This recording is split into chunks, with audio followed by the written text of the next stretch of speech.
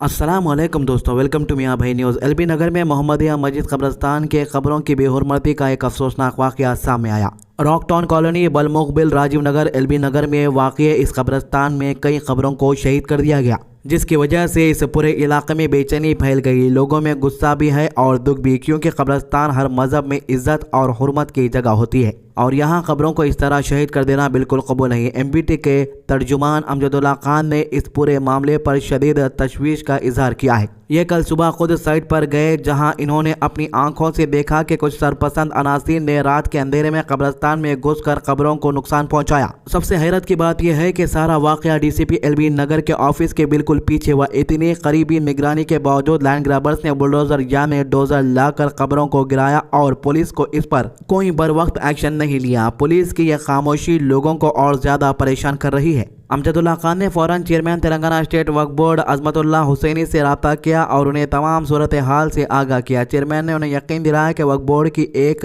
Team जल्द ही site का दौरा करेगी और एलबी नगर पुलिस स्टेशन में इस वाक़े की तहरीरी शिकायत भी दर्ज कराई जाएगी। इनका कहना था कि इस तरह के हमले न सिर्फ कानूनी तौर पर जुर्म है, बल्कि मजहबी जज्बात को भी ठेस पहुंचाते हैं और इन्हें किसी भी कीमत पर बर्दाश्त नहीं किया जाएगा। इस वक्त लोगों का एक ही मुतालबा है कि जितनी भी खबरों को मस्मार किया गया है उन्हें फ़ौरन से फ़ौरन दोबारा तैयार किया जाए, इनकी असली हालात बहाल की जाए और कब्रस्तान की हिफाजत के लिए मजबूत इंतजाम किया जाए। कब्रस्तान का जो पुराना गेट तोड़ दिया गया है या नुकसान पहुंचा है उसे भी ठीक करना ज़रूरी है, ताकि मुस्तकबिल में कोई भी सरपसंद अनासिर अंधेरे का फ़ायदा उठाकर यहाँ घुस ना सके।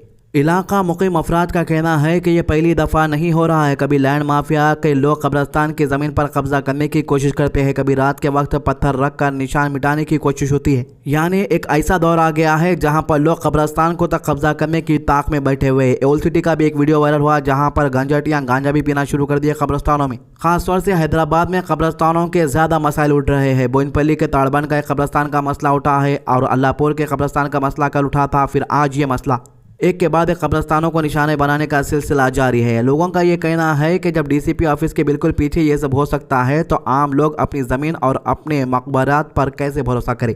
यानी उनकी हिफाजत के लिए अब तमाम निगाहें वक्फ बोर्ड और पुलिस पर है। लोग उम्मीद कर रहे हैं कि इस बार कोई ढीली पॉलिसी नहीं चलने दी जाएगी और जो भी जिम्मेदार लोग हैं, चाहे लैंड ग्रैबर हो या उनके साथ मिलने वाले किसी भी डिपार्टमेंट के अफसर, सबके खिलाफ सख्त से सख्त कदम उठाए जाएंगे।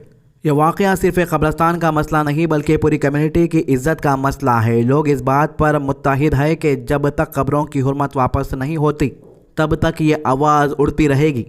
आपको बता दूं कि कल अल्लाहपुर के कब्रस्तान का भी मसला उठा। गवर्नमेंट के कुछ ऑफिशियल्स यहां पर आ गए और बोलने लगे कि यह गवर्नमेंट की ज़मीन है, कब्रस्तान की ज़मीन नहीं है। बोइनपल्ली के कांग्रेस लीडर अमजद अली ने कांग्रेस के बड़े लीडरों को इस मामले को हाईलाइट किया। उन्होंने कहा कि ताड़बन के कब्रस्तान को भी नोटिस दिया गया है, अल्लाहपुर के कब्रस्तान को भी नोटिस मिला है। इन्होंने कांग्रेस के बड़े अफसरान से यही गुजारिश की है कि हाईकमान से कॉन्टेक्ट कर इन डिमोलिशन को किसी न किसी तरह रोका जाए। देखिए भाई, जो मुसलमान बीआरएस पार्टी में है, जो मुसलमान कांग्रेस पार्टी में है, चाहे वो एमबीटी की पार्टी रहने दो, एआईएमआईएम की पार्टी रहने दो, सब जब ऐसे मामला सामने आते हैं, खास तौर से कब्रस्तान के मामले, वक्फ बोर्ड की ज़मीन के मामले, मस्जिदों के मामले, तो इत्तेहाद ज़रूरी है।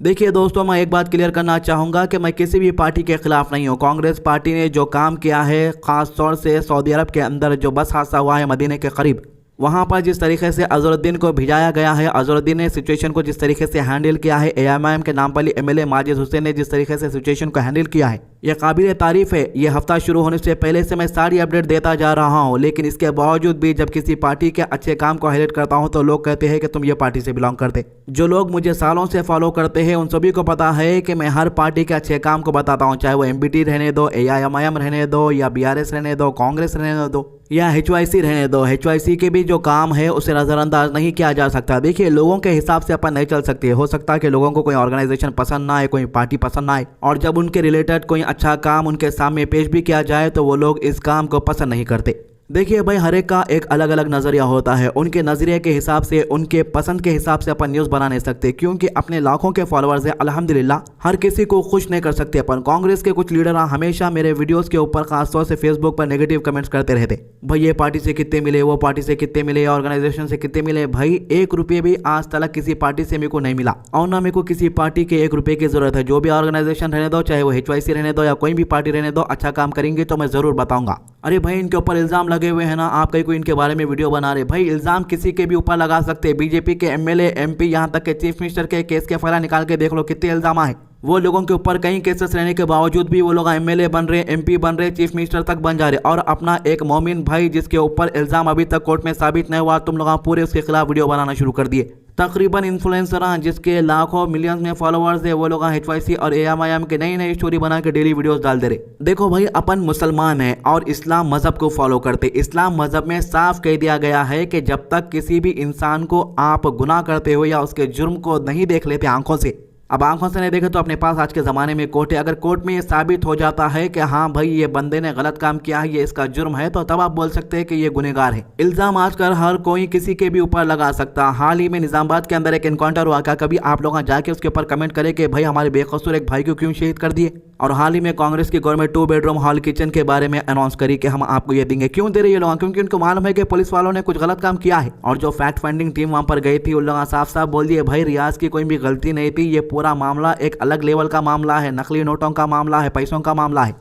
ये न्यूज़ को भी दबा दिया। ऑलरेडी इसके ऊपर 5-6 वीडियो बना दिया मैं, उसके ऊपर कोई भी बात नहीं करते। अमजदुल्ला खान जो है वो फैमिली को हैदराबाद लेके आके DGP के साथ मुलाकात कराए तेलंगाना के, और भरोसा दिलाए कि इंसाफ मिलेगा आप लोगों को। ये न्यूज़ को भी कहीं पर भी हाईलाइट नहीं करे। किसी को मालूम ही नहीं है कि निजामाबाद के रियाज के साथ, रियाज की फैमिली के साथ जो हुआ है, अगर आप लोग सही में वो पूरा वीडियो देख लेते, सुन लेते, तो आज बेफजूल के काम आने करते। ये जो AIMIM और कांग्रेस का टाई अप है, ये बहुत अच्छी चीज़ है भाई। इस चीज़ से मुसलमानों का फायदा भी हो रहा। AIMIM के बारे में थोड़ा वीडियो बना के थोड़ी तारीफ करते कि कुछ लोग कमेंट कर देते AIMIM के मुरीद है पहले से। भाई यहाँ पर मुरीद की बात काम पर है। भाई जो लोग अच्छा काम कर रहे हैं अपने मुसलमानों के वास्ते, मुसलमान जो परेशान है उनकी थोड़ी भी मदद कर रहे हैं, उसको हाईलाइट करना अपना जिम्मेदारी है। महाराष्ट्र में क्या हो रहा मालूम आपको? भागवा कलर के शॉल डाल लेके जिसके ऊपर शिवसेना लिखे हुए है, कई मुस्लिम नौजवान लड़कियां, कई मुस्लिम नौजवान औरतें घर घर जाके ये पार्टी का प्रचार करना शुरू कर दिए। अब आप बोलेंगे कि भाई ये लोग कहीं को ऐसा कर रहे हैं, अब इनके हस्बैंडा पीने वाले हैं, नशे खाने वाले हैं, गंजाटियाँ हैं थोड़े, सुबह से शाम तक गली गली जाना और पार्टी का प्रचार करना, कितने रुपए मिलते हैं भाई? अब इसको भी लोग बोलते हैं कि 500 की है, 1000 की, ये भी कमेंट नेगेटिव है भाई, क्योंकि ये लोग मेहनत कर रहे। अब इनके पास खाने के लिए खाना नहीं है, पीने के लिए पानी नहीं है, मजबूर है ये लोग, तो ये भी एक मेहनत के अंदर आता है। इसको आप गलत तरीके से भी नहीं देख सकते, मजबूरी है इन लोगों की।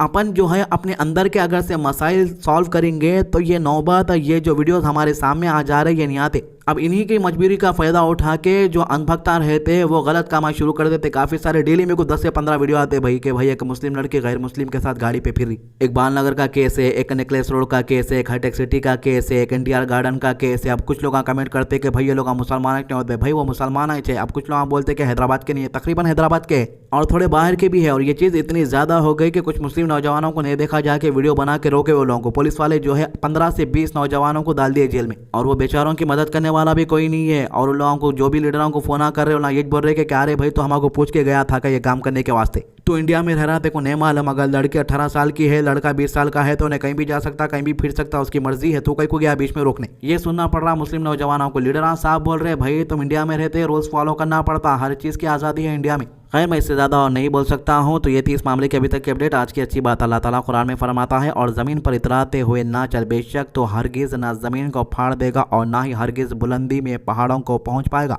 सूरह अल इसरा आयत 37। हमारे चैनल को सब्सक्राइब कीजिए, वीडियोज़ को ज़्यादा से ज़्यादा शेयर कीजिए। अल्लाह हाफिज़।